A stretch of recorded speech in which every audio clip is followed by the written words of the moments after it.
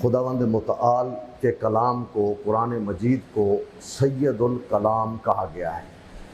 सब जितने भी कलाम हैं, तमाम कलामों का अगर कोई सरदार है तो वो कुरान है। सूरह बकरा को सैयदुल कुरान का लक़ब दिया गया है कि अगर पूरे कुरान का कोई सरदार है तो वो सूरह बकरा है। और आयतुल कुर्सी को सूरह बकरा का सैयदुल बकरा का लक़ब दिया गया है, तो वो सरदार है सूरह बकरा की। अब ये सवाल पैदा होता है कि एक आयत को तकरीबन इस तरह समझ लें कि वो बकरा की सरदार, बकरा कुरान का सरदार, कुरान तमाम कलामों का सरदार, तो इतनी ज़्यादा अहमियत अगर दी गई है तो उसकी वजह क्या है, उसकी इल्लत क्या है?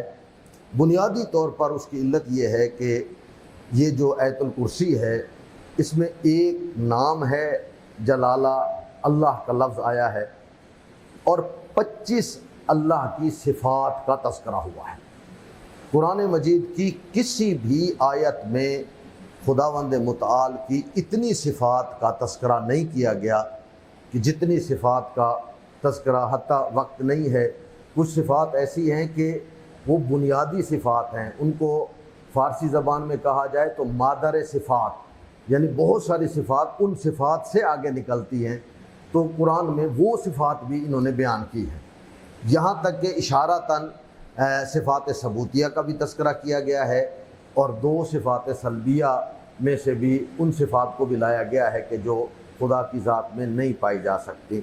तो बुनियादी तौर पर चूँकि ये मंबा है खुदावंद मुतआल के तारुफ़ का, और पहचान भी अल्लाह की कराई जा रही है। अल्लाह ला इलाहा इल्ला हू, अल्लाह के अलावा कोई माबूद नहीं है। तो सबसे पहले बताया कि माबूद अगर कोई ज़ात है जिसकी इबादत हो सकती है, जिसके सामने सर झुकाया जा सकता है, वो सिर्फ़ और सिर्फ अल्लाह की ज़ात है। अल्लाह के अलावा कोई भी माबूद होने की सलाहियत नहीं रखता कि उसकी इबादत की जाए, चाहे वो वालिदैन हैं, चाहे वो करीबी रिश्तेदार हैं, चाहे वो कोई और चीज़ है। तो गोया सबसे पहले बताया गया कि अगर आप लोग नमाज़ पढ़ रहे हैं, आप लोग इबादत कर रहे हैं, तो इबादत सिर्फ़ अल्लाह की हो सकती है, अल्लाह के अलावा किसी की इबादत नहीं हो सकती। उसके बाद जो 2 सिफ़ात का तज़किरा हुआ, हई और कय्यूम, ये उन सिफ़ात में से हैं जिनको मादर सिफ़ात कहा जाता है, और ये बहुत बड़ी सिफ़ात है। हई होना, ज़िंदा होना अल्लाह की वो सिफ़त है, इसमें हम भी शरीक हैं, हम भी तो ज़िंदा हैं, लेकिन हम हई हैं लेकिन कय्यूम नहीं हैं। हमारी ज़िंदगी महदूद है, एक वक्त में थी, होगी, एक वक्त में फिर ख़त्म हो जाएगी, जबकि वो लामहदूद हई भी है। और ये हई व कय्यूम तालिब इल्मों के लिए भी ज़बरदस्त है। ये जो हमारी किताब तफ़सीर अल बुरहान है, उसने बड़ी खूबसूरत अंदाज में कुछ चीज़ें बयान की हुई हैं कि जिनको आप तावीज़ात कह सकते हैं। हज़रत अमीरुल मोमिनीन फरमाते हैं,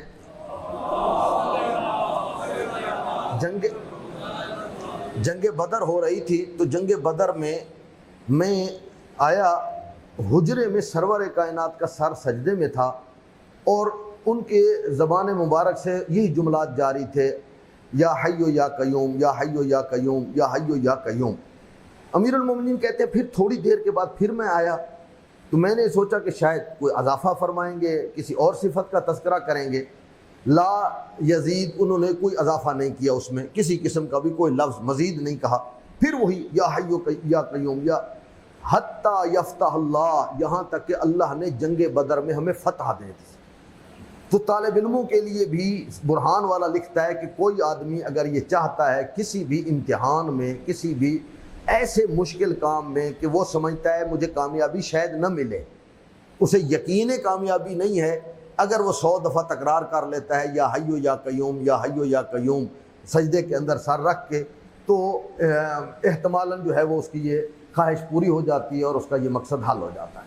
तो बहरहाल पहली सिफत ये हो गई, चूँकि वक्त फिर अब महदूद हो रहा है, मैं तफसील में नहीं जाता। पहली सिफत हो गई कि माबूद अगर कोई हो सकता है वो अल्लाह की ज़ात है।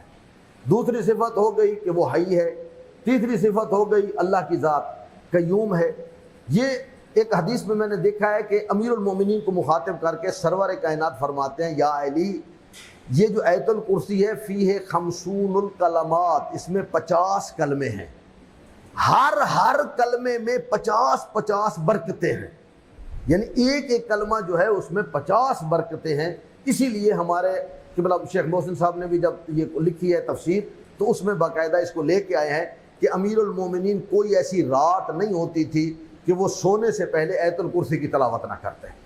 आयतुल कुर्सी की तलावत से जो है वो इंसान महफूज भी रहता है, मामून भी रहता है। यहाँ वक्त नहीं है मैं फ़ज़ाइल की तरफ जाऊँ ताकि उस दिन की तरह ये ना मुकम्मल ना हो जाएँ।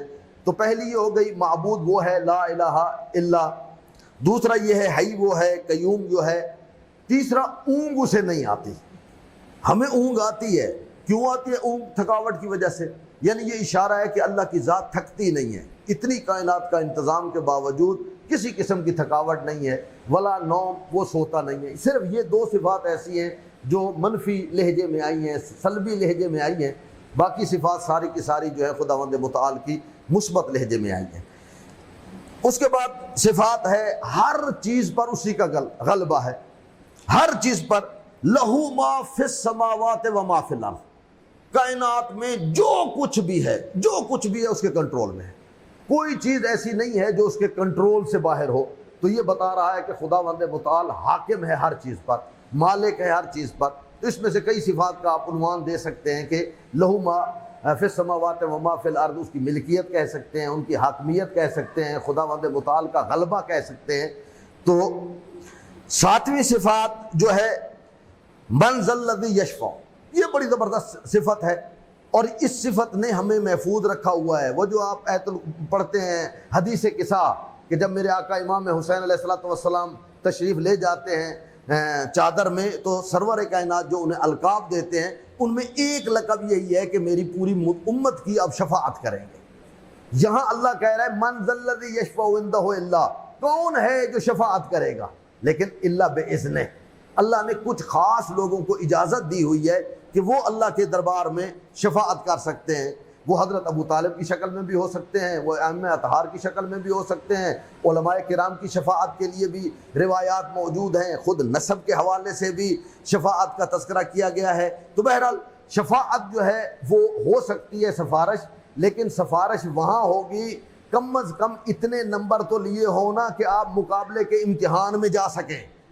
सिफारिश की बात तो बाद में आती है। अगर किसी को गवर्नमेंट को मुलाजमत में एमए पास मसलन लेक्चरशिप के लिए चाहिए तो बुनियादी शर्त तो हो ना कि आपने एमए तो किया हो, फिर शफाअत होगी, फिर सिफारिश होगी। यहाँ भी कम अज़ कम जो है ना आपका कशकोल वो खाली नहीं होना चाहिए। अगर वो बिल्कुल खाली है तो वो तो फिर हमारे पास रिवायात का अंबार लगा हुआ है। ये जो अय्याम अभी आ रहे हैं हज़रत इमाम हसन अस्करी अलैहिस्सलाम के, उनमें बहुत ज़्यादा ये इशारा मौजूद है कि वो तो शिया ही नहीं है। इमाम ने बहुत ज़्यादा कोशिश की है कि आप शिया हजरात के मुताल्लिक जो है वो ताकीदन, अगर किसी इमाम ने शियों को कंट्रोल करने के लिए वो शियतुना कूनू लना ज़ईनन, ये उलमाए किराम से आप सुनते हैं जुमला, ये हज़रत इमाम हसन अस्करी अलैहिस्सलाम का है कि जिसमें आप लोगों को हम सब लोगों को सीधे रास्ते पर लाने के लिए उन्होंने ये सारा इकदाम किया है। बहरहाल तो इस वक्त जो है वो शफाअत खुदावंद मुताल की करेंगे, वही करेंगे, लेकिन बाइजाज़त उनकी दूसरे लोग भी कर सकते हैं। फिर यअलमु मा बैना अयदीहिम व मा खल्फहुम, आप ये ना समझ लीजिए कि अल्लाह को किसी चीज़ का पता नहीं है। आपके कुछ चीज़ सामने है उसे भी अल्लाह जानता है, आपके दिल के अंदर है उसे भी अल्लाह जानता है। तो ये लिहाजा इल्म खुदा की लामहदूद हैसियत को आयतुल कुर्सी जो है वो हमें बता रही है। नामी सिफत इहाता इल्म उसका नामुमकिन है। वला युहीतून बिशैइन मिन इल्मिही, कोई बंदा नहीं कह सकता जी मैंने सारा इल्म जो अल्लाह का है ले लिया। कोई भी, चाहे वो नबी है, चाहे वो वसी है, चाहे वो कायम मकाम है, चाहे किसी भी बड़े ओहदे पर है, अल्लाह का इल्म का इहाता नहीं है। हाँ, अल्लाह जिसको इल्म लदुन्नी देना चाहे वो खुद इस आयतुल कुर्सी में इशारा है, वला युहीतून बिशैइन मिन इल्मिही इल्ला बिमा शाअ, जिससे अल्लाह चाहता है फिर उसको इल्म भी देता है, इल्म अपने इल्म लदुन्नी का भी वारिस करार देता है, उसे बाकी चीज़ें भी बना देता है। फिर उसके बाद 10वीं सिफत कुर्सी का तज़किरा हुआ। कुर्सी जो है वो आयत जो हमारे सामने आई, तो ये कुर्सी क्या मुराद है? यहाँ पर बहुत सारे लोगों का और हमारे भाइयों ने तो इस चूँकि लफ्ज़ को देखा और बिल्कुल बहक गए और बताया जी एक मकाम माशर होगा, और वो ज़माना आएगा, कुर्सी बड़ी सारी लगी होगी, अल्लाह बैठा होगा और न जाने क्या क्या, हम उसकी तरफ नहीं जाते कि जहन्नम कह रही होगी हल मिन मजीद, हल मिन मजीद, और फिर कुर्सी से बैठ के वो अपनी टांगें काटेंगे और वो फेंक देंगे और ये करेंगे। ये कुर्सी क्या है?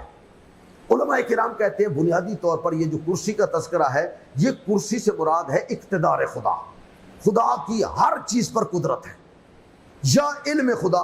दो चीज़ों की तरफ इशारा किया जाता है, या इल्म की तरफ इशारा किया जाता है ये कुर्सी कह कर, या उनका, या हम सादा लफ्ज़ों में कुर्सी का माना वही कुर्सी के ज़िमन में भी ले तो हाकमियत, यानी अल्लाह की हाकमियत है। हर पूरी कायनात में कोई चीज़ ऐसा नहीं है जिस पर अल्लाह की हुकूमत ना हो। अल्लाह की हुकूमत तक हर चीज़ को अपने इहाते में ली हुई है, ज़मीन व आसमान। फिर फरमाया कि ज़मीन व आसमान की निगहदारी में मैं नहीं थकता, वला यऊदुहु हिफ्ज़ुहुमा।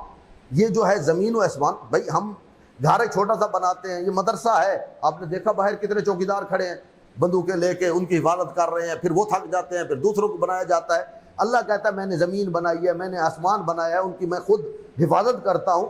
वला यऊदुहु हिफ्ज़ुहुमा, मैं उनकी हिफाजत से भी नहीं घबराता, मैं हिफाजत से भी नहीं थकता, मैं हिफाजत से भी नहीं उकताता। इतना बड़ा कायनात का निज़ाम वो चल रहा है, उसका मैं मुहाफ़िज़ भी खुद हूँ। यानी इशारा है इस बात की तरफ कि खुदावंद मुतआल जिसे जितना बका देना चाहता है, जितनी ज़िंदगी देना चाहता है, जितना उनका वक्त रखना चाहता है, वो उसकी अपनी मर्जी में है, उसके अपने इख्तियार में है। फिर अली और अजीम, ये भी दो बड़ी अजीम सिफतों का तस्करा है। अली मामूलन जो सिफत है और अजीम, दोनों में उलमाए किराम अगर फ़र्क बयान करना चाहें, वैसे मफ़हूमन एक जैसा है, लेकिन फ़र्क क्या है? अली उलूफ़ से है, यानी कायनात की अगर कोई बुलंदी, किसी भी बुलंदी का अगर तसव्वुर किया जा सकता है अज़मत के हवाले से, तो वो मैं हूँ। और अज़मत जो है वो चौड़ाई में होती है, चौड़ाई में होती है अजीम होना। तो अल्लाह की, यानी बताना ये चाहता है कि कायनात का कोई ज़र्रा ऐसा नहीं है, चाहे वो बुलंदी के हवाले से हो, चाहे वो चौड़ाई के हवाले से हो, फैलाए के हवाले से हो, सारी चीज़ें मेरी कुदरत के अंदर हैं, मेरी कुदरत से कोई चीज़ भी खाली नहीं है। यहाँ तक तो ये वो अलीउल अज़ीम तक उलमाए किराम में इख्तलाफ है कि आयतुल कुर्सी यहाँ तक है, चूँकि यहाँ तक वो 50 कलमे जो मैंने आपके सामने हदीस पेश की थी, इसके अंदर वो 50 कलमे आ जाते हैं। लेकिन उसके बाद हम अहले तशरीह हज़रात जो हैं वो आयत का अगले हिस्से को भी शामिल करते हैं। बुनियादी तौर पर अगला हिस्सा वो हमारी ड्यूटीज़ की तरफ इशारा है, उसमें इनामात का भी हल्का सा तज़किरा पाया जाता है, और हमारी ला इकराह फिद्दीन, सबसे पहले बताया वो जो मुजबरा वाला इल्म कलाम में एक अकीदा पाया जाता है जी, और हम भी कहते हैं ओ बस जी अल्लाह की मर्जी थी जी, क्या हो गया, बस जी अल्लाह की ये मर्जी थी। नहीं, अल्लाह की मर्जी ये नहीं है कि मैं नमाज छोड़ दूँ तो अल्लाह की मर्जी है, मैं रोज़ा ना रखूँ तो अल्लाह की मर्जी है, मैं गलत काम करूँ, नहीं, मैं मुजबर नहीं हूँ। तो बहरहाल वक्त नहीं है कि यहाँ इशारा किया जा सके कि मुजबरा का नज़रिया अहले तशरीह के दरमियान नहीं पाया जाता। हमारा नज़रिया वही है जो हमारे मासूमीन, बिलखसूस हज़रत इमाम जाफ़र सादिक़ अलैहिस्सलातु वस्सलाम, बैन का नज़रिया है। ना हम बिल्कुल मजबूर हैं, ना हम बिल्कुल मुख्तार हैं, उसके दरमियान हमारी ड्यूटीज़ हैं, हमारी जिम्मेदारियां हैं। तो ये उसकी तरफ इशारा कर रहा है। उसके बाद फरमाया रुश्द और गई, तबय्यन रुश्द मिनल गई, जितनी भलाई है वो भी वाज़े हो चुकी। ये नहीं अल्लाह कह रहा बाद में आके वाज़े करेंगे। ये आयतुल कुर्सी जब आई है, कहा रुश्द भी वाज़े है और गई भी। रुश्द यानी हिदायत, गई यानी उसके मुकाबले में सकावत कह दें, ये दोनों बिल्कुल वाज़े हो चुकी है। अब आपका इख्तियार है, यानी वही इशारा है जो पहले मुजबरा वाली तरफ था। अब आपका इख्तियार है कि आप करते क्या हैं। अगर आप चाहते हैं तो फिर दो तरीके हैं, तागूत का इनकार कर दें, व युमिन बिल्लाह। तो जो तागूत का इनकार करेगा, बुनियादी तौर पर ये ला इलाहा इल्लल्लाह है, कलमा है, मेरी बात खत्म हो गई।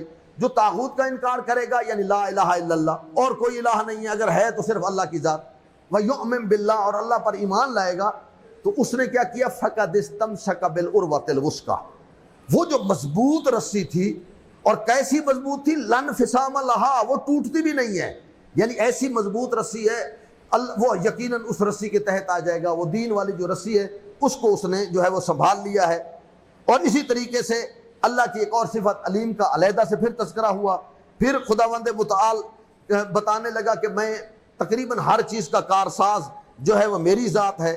फिर फरमाया ज़ुल्मात से अगर कोई निकल आएगा तो नूर की तरफ, तो अल्लाह का काम, अगर अल्लाह वली बन जाए, अल्लाह वलीउल्लज़ीना युखरिजूनहुम मिनज़्ज़ुलुमाति इलन नूर, तो वो अल्लाह के साथ दोस्ती का पहला पहला काम ये होगा, जितनी भी, और ये हमारी तरफ एक बेहतरीन इशारा है खसूसन मुझ जैसे गुनाहगारों का, कि अगर वो चाहते हैं, भटके हुए हैं, तो ये आयत वाज़े तौर पर इशारा कर रही है, अल्लाह वलियुल्लज़ीना युखरिजूनहुम मिनज़्ज़ुलुमाति इला नूर। अल्लाह कहता है मैं तुम्हें तारीकी से उठा के नूर की तरफ ले आऊँगा। सिर्फ तुझे ला इलाहा इल्लल्लाह पढ़ना है, सिर्फ तुझे जो है वो इन चीज़ों की तरफ आना है। अलबत्ता इसके दूसरी हिस्सा भी है, वो अल्लाह, ये इसीलिए हम कहते हैं खात्मा बिल ईमान हो। वो अल्लाह कह रहा है तू नमाजी है, तू इबादत गुजार है, तू बड़ा नेक है। मासूमीन अलैहिस्सलातु वस्सलाम के असहाब में ये तरीका तकरीबन शुरू हुआ हज़रत इमाम रज़ा अलैहिस्सलातु वस्सलाम से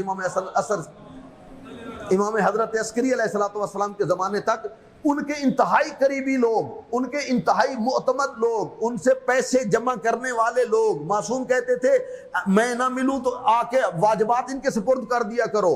उनकी एक बड़ी लिस्ट है कि वो उन लोगों में शामिल हो गए जो नूर से थे, निकाल के उनको जुल्मत में डाला। उन्होंने मासूम के रास्ते को भी छोड़ा, उन्होंने पैसों को भी हजम किया, उन्होंने इमामत के बाद औकात दावे भी किए, उन्होंने बात चीज़ें ऐसी भी की। तो ये बेहतरीन मौका है कि इंसान को हर नमाज के बाद अगर दुआ मांगनी है तो ये मांगा करे कि या अल्लाह मेरा खात्मा बिल खैर करना। तो इंशाअल्लाह इस आयतुल कुर्सी के सदक़े में हमारा खात्मा भी बिल खैर होगा और खुदावंद मुताल हमें इसके सदक़े में खुदावंद मुताल की पहचान और उसके औसाफ की पहचान जो है वो भी हमें हो जाएगी। वस्सलामु अलैकुम व रहमतुल्लाहि व बरकातहू।